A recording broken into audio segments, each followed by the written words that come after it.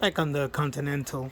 So just want to show you real quick. As you can see, got the brackets ready to come off. This really trips me out. So hopefully you guys aren't annoyed by this, but I'm just not used to this.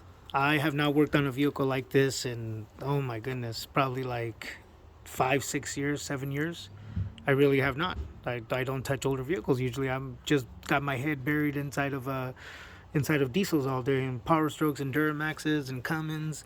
I do mess around a little bit with the LSs, with the Hemis, a lot of V8s. A lot of people who own those trucks also maybe have cars with those, and they eventually ask me to do some work for it, but not used to this. So again, look at these brackets. So crazy.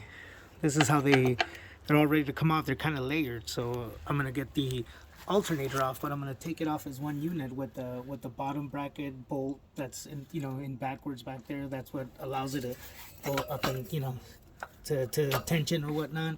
These little two bolts.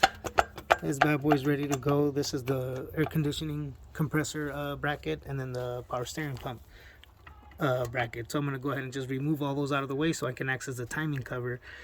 Then I gotta get that crank pulley out of the way. So I'll get there right now. All right, show you guys how it goes.